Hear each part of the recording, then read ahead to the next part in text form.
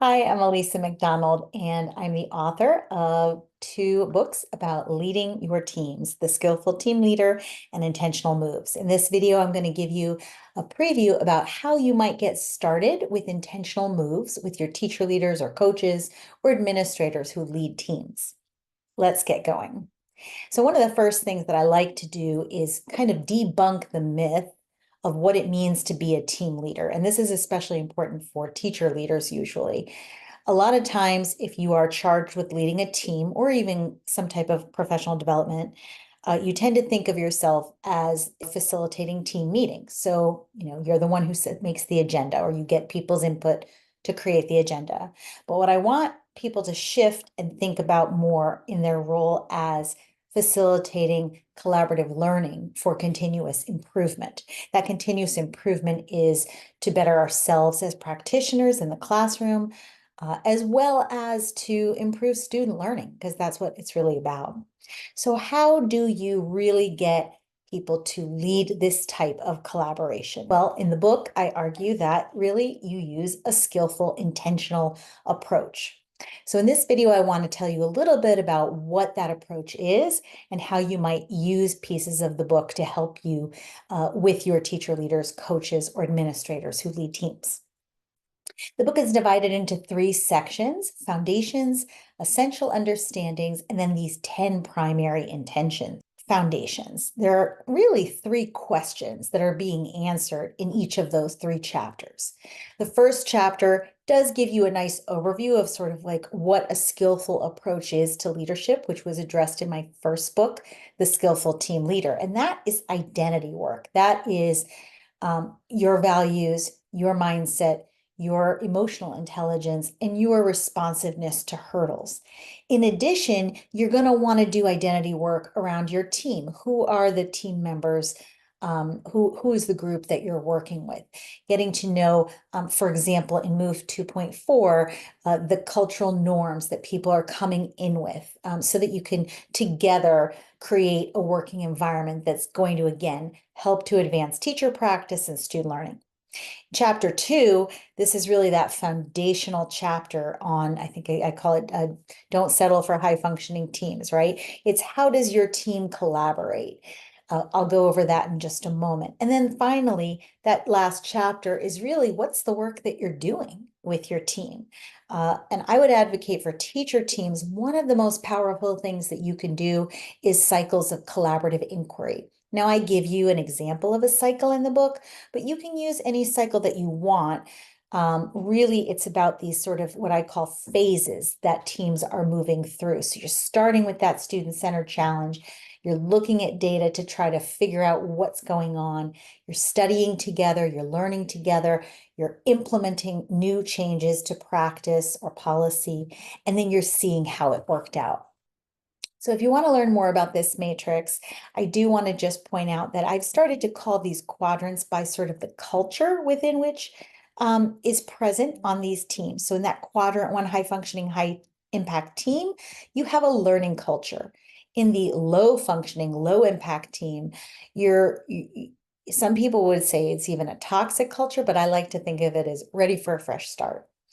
Quadrant 3 is that high functioning but low impact team. So this is sort of that culture of nice. We're spinning on that hamster wheel. We're not really having the impact that we want. We're focused on collegiality.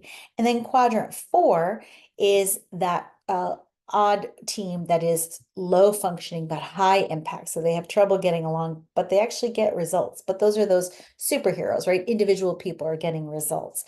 And I say that that is emblematic of a culture of alone together. So you can read more about all of this in chapter 2. I certainly would work with my teacher leaders and my coaches and my administrators who lead teams on thinking about what are the characteristics in these different types of collaboration. And all of that you can find really detailed in figure 29 of the book Intentional Moves. You're definitely going to want to explore peer leadership, the ups and downs of it, right? What are the advantages and disadvantages, for example, of having authority or not having authority? The psychology of groups, so understanding group dynamics, especially things like groupthink or even social loafing, where maybe one person is taking the lead and others are holding back. And lastly, of course, adult learners. In what ways are adults and students similar, and how we might lead learning in different ways or similar ways. And that brings me to the bulk of the book, which are these primary intentions, right? What are you aiming to accomplish as a leader, and what specific moves can get you there? If you take a close look at these 10, you'll find, again, similarities between the way you would lead students in a classroom and leading adult learners. Your intention often is the same. For example, number one, optimize learning conditions. In both scenarios with students and adult learners, you want to optimize the learning conditions. How you get there, however, might be a little bit different. And that's where the moves come into play. When you get to these moves, and there are almost 150 of them in the book, but don't feel overwhelmed, because if you use the table of contents, you'll be able to find the move that you need. But within each move, there's a fairly similar structure. And if you take a look here, you can kind of see each move opens with, why would you need this move? Why is it important? Followed by, how do you do it? And then a lot of them have these in-action examples, which are scripts. Some of them are, almost exactly from real team meetings. Many of them are composites from many team meetings that I have observed or led.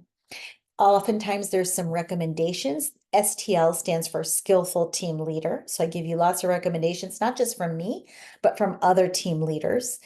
That think like a teacher section will be in some of those moves.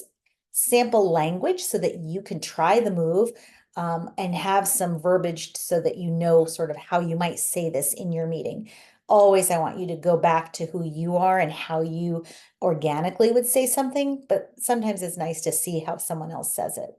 And lastly, because there are so many moves and a lot of these things are interconnected, I give you some related moves as well as supplementary readings.